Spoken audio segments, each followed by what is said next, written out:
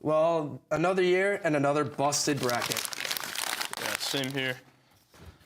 Hello, everyone, and welcome to Bracketology by Hen Sports Night. We are your hosts. I'm Ryan Furman. And I'm Bartek Zarzecki. 68 teams get to hear their names called by Greg Gumbel on Selection Sunday. Each and every one of them having a chance to shock the world, where anything can happen in March. As your host, we will guide you through the entire 2023 men's NCAA basketball tournament. We'll show you the best way to make a bracket, the important stats, facts, records, scores, the underdogs, and more.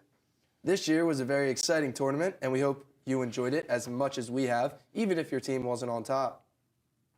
The Final Four is unlike any other experience. I went to one myself back in 2018. It took place in another city in Texas, San Antonio.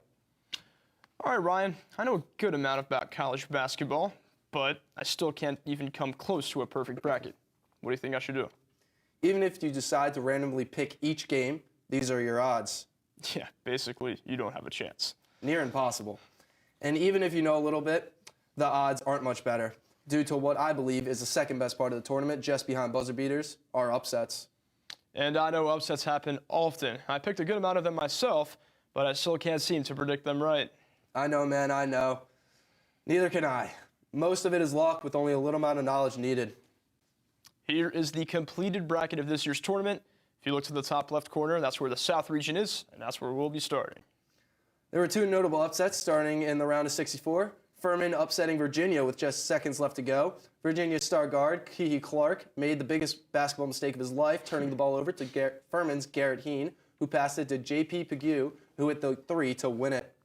Later in the first night of March Madness, another shocker in the South bracket, with 15-seeded Princeton upsetting the number 2 seed, Arizona. The winner of the South bracket and the loser of the national championship game, the San Diego State Aztecs, only 0.38% of brackets even predicted them to get to the national championship. Their road, they defeated 12-seeded Charleston, 13-seeded Furman, 1-seeded Alabama, 6-seeded Creighton, and 9-seeded Florida Atlantic, beating Creighton by only 1 point with a game-winning free throw by Darion Trammell and FAU by 1 on a buzzer beater by Lamont Butler. And Creighton making it to the Elite Eight was the farthest they ever made it, but their run was stopped right there by San Diego State, just as Ryan mentioned, but they stopped the red-hot number 15 seed Princeton in the Sweet 16.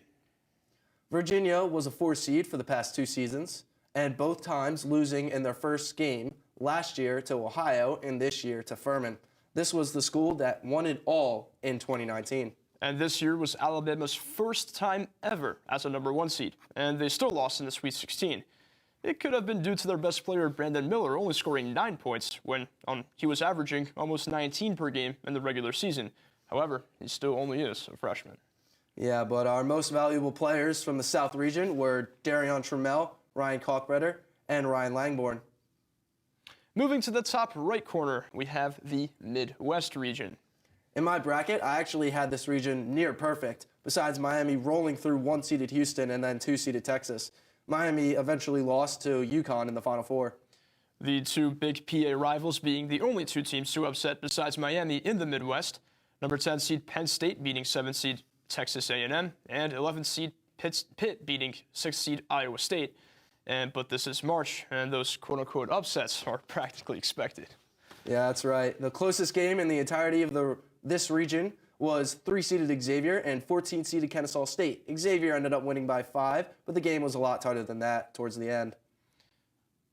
The biggest loser of the region had to be number 1 seed Houston. When they lost to Miami in the Sweet 16, their defense was to blame, allowing 89 points, which is the 3rd highest in games in regulation. And the only 2 above it were 1 seeds just pounding on 16 seeds. But moving on to the Texas Longhorns, Coach Rodney Terry was the first interim coach to reach the Elite Eight since 1989. Terry is now the full-time coach of the Longhorns. This Elite Eight appearance was the first for Texas since 2008.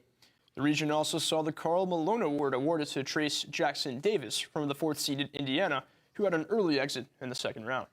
Our most valuable players were Nigel Pack, Marcus Carr, and Marcus Sasser. Looking at the bottom right, we have the West region.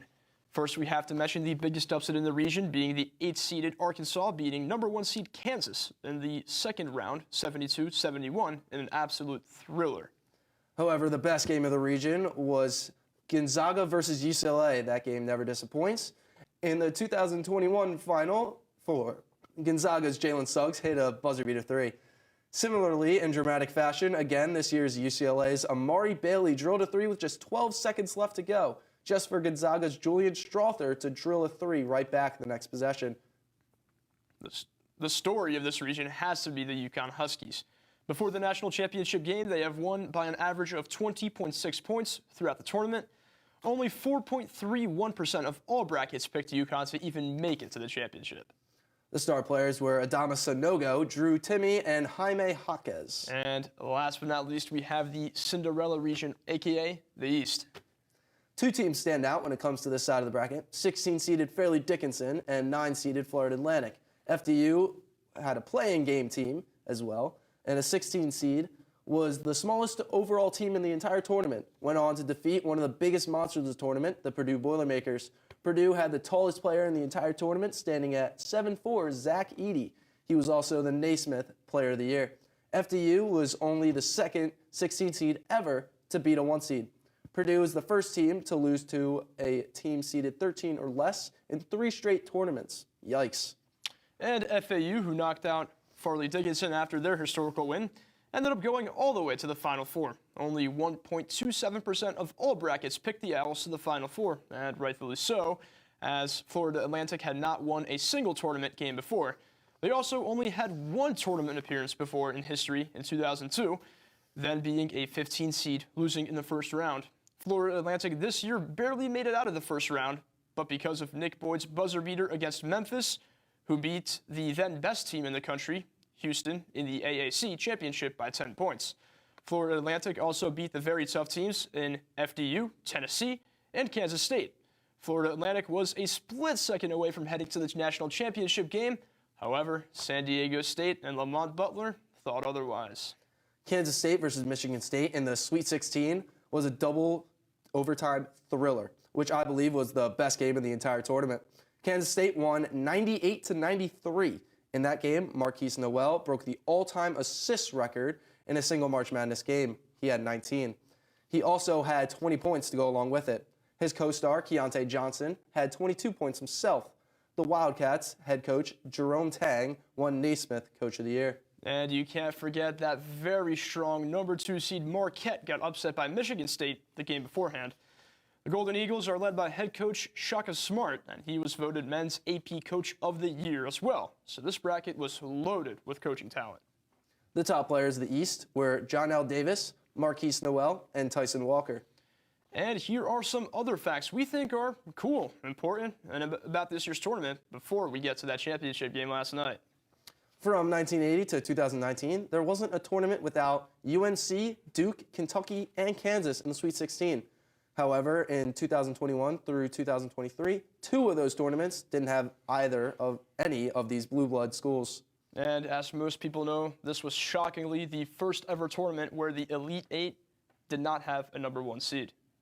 For the Final Four, this is the second highest total seeding ever, showing how crazy this year of March was. San Diego State, a 5 seed, UConn, a 4 seed, Miami, a 5 seed, and FAU, a 9 seed, for a total of 23.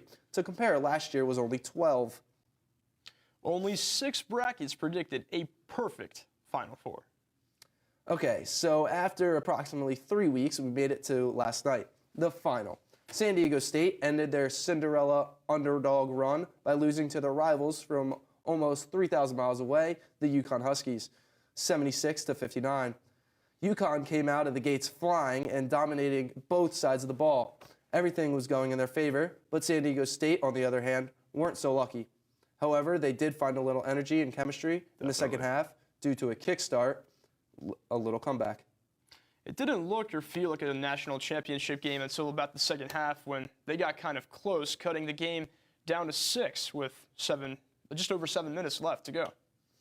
And to end on a little sad note, my friends, this was Jim Nance's final March Madness game. Did you get a little emotional there, Ryan, after that? Of course I did. I've been watching March Madness ever since I can remember. My dad even took me out of school on the first day of the tournament to go to Champs, now turned into a Chickies and Pete's, to watch the games. To end it like all March Madnesses do, here is the end of One Shining Moment. And Huskies have their dreams come true.